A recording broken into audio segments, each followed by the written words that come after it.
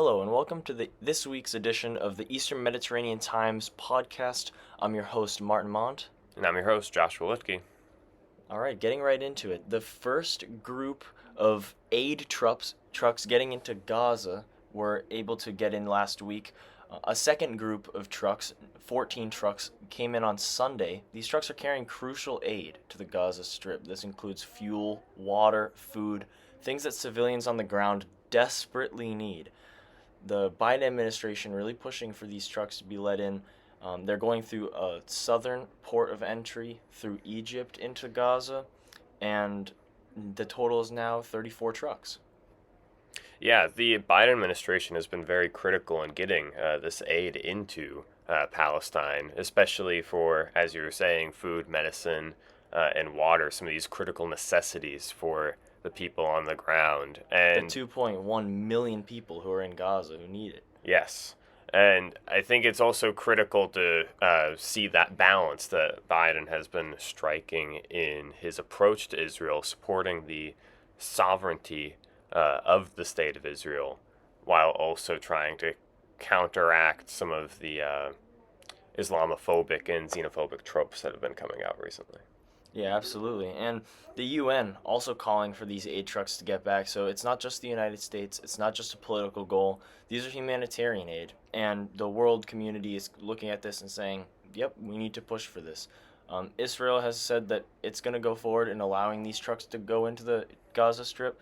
Egypt has said that it's going to go forward in letting these trucks go in. That was a big question mark originally, if Egypt was going to let this happen, because any possible refugee crisis from a conflict could spill over to Egypt, and that has caused a lot of diplomatic kind of confusion with their response to it. Yes. So it's been something that's very pressured, and the relief has finally come in to some extent this weekend. Now, turning around to more of a international reaction to the ongoing conflict in Gaza.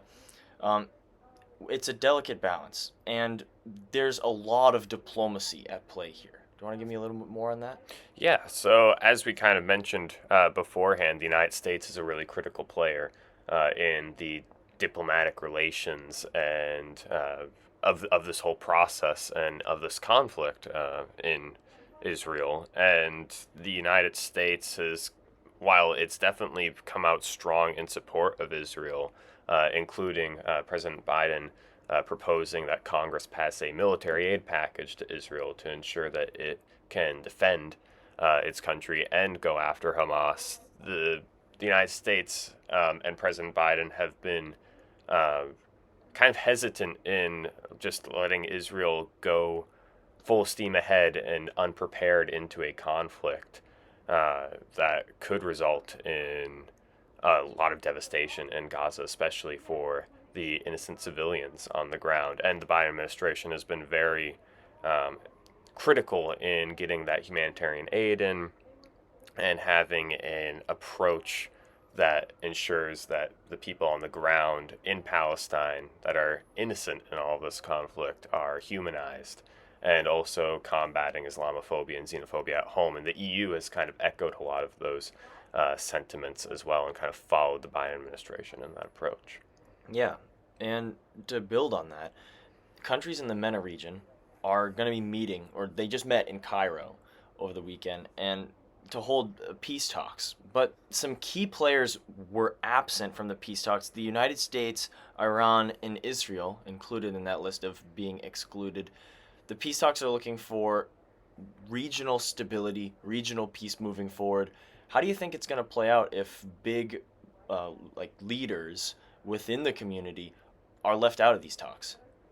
Well, I think that it's critical to see these talks as more of creating steps and ideas towards peace and stability. Like Turkey, Egypt, Jordan, and the European Union, which were all present at these negotiations, are definitely key players in de-escalating the situation. Absolutely. And ensuring that there is a solution and a compromise that allows for peace to occur in the region. But without those major players, as you mentioned, this is more of just ideas in diplomacy rather than concrete action. It's going to take at least one of those players coming to the table to maybe influence the rest to join. So I would probably be, if I was Egypt, Turkey, and Europe, and I was really trying to take this seriously, focusing on maybe getting the United States on to that negotiating table, could really spark more talks about de-escalation. Absolutely, I definitely agree with that. Panning over a little bit to the west, Italy is seeking to build new migration ties with Tunisia in order to relieve some of the pressure that they've seen this year in the form of a new worker deal. This is going to allow for around 4,000 workers to come into the country as agricultural workers primarily and help relieve some of the labor shortage burden that Italy has faced this year in the agricultural sector, and also relieve some of that migrant pressure that you've definitely seen this year. Yeah, and the Italian foreign minister is arguing that this is a win-win situation for Italy and for Tunisia.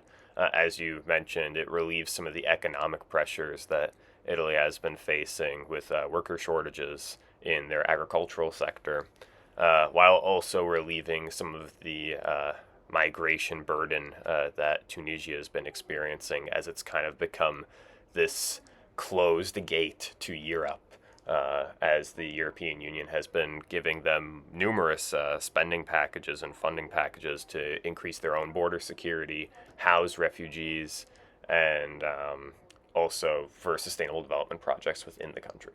Yeah, but it has come under scrutiny though, because the legality behind this measure and the vague terms that are used within the codification, Yeah. they leave space for the Italian government to handpick who they want to come in and who they can kick out, and that's kind of problematic. Yes.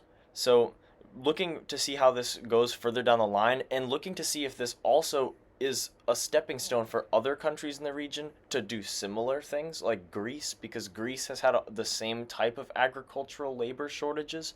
Greece could be looking at something similar if this goes well. However, if this backfires because of the legal loopholes, that could be something that Greece looks at as an example of what not to do. So Yeah. it'll set a regional precedent. Yeah, and also in regards to a lot of the activists and the criticism of these kind of deals, it's not just criticism falling on the Italian government, but also we're seeing criticism falling on the Tunisian government after their president has made some fairly racist remarks towards migrants and has also launched a what opposition leaders in the country have called as a coup to the democratic institutions. And critics for human rights have been saying that the European Union and Italy dealing with governments that are moving away from democracy and moving away from human rights is not ideal.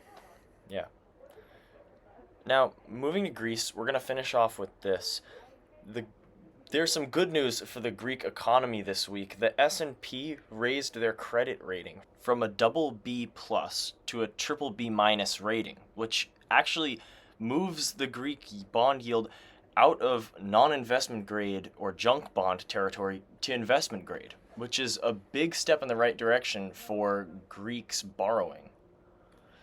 This is coming at the end of Q3, start of Q4. Fitch is the only credit agency out of the big three to not increase the Greek rating out of junk bond territory, but they're expected to by the end of the year, Q4. And this is going to help Greece, as I've previously stated, in their borrowing practices. They're going to need to borrow a lot of money in the coming years for social spending, for environment purposes, right? You saw massive environmental degradation this year. They need to pay to rebuild from that. That's going to come from borrowing, and if you raise your credit rating, that borrowing is going to become cheaper, and that's going to definitely help them down the line. Yeah, and I think that there's also political connotations to this as well. With Prime Minister Mitsotakis, this is a big win for him, as this was a major political priority coming out of the election and trying to move Greece into a more stable economic zone, one could say. And also, this is a major victory in the sense of his government's not very popular right now after the multiple climate crises and the immigration crisis continuing. So this is a much needed win for the Greek government in order to potentially boost their popularity within the public. Absolutely. All right. This has been the Eastern Mediterranean Times podcast. I'm your host, Martin Mont. And I'm your host, Joshua Litke. All right, coming from the IEMS in Boston. Have a great week.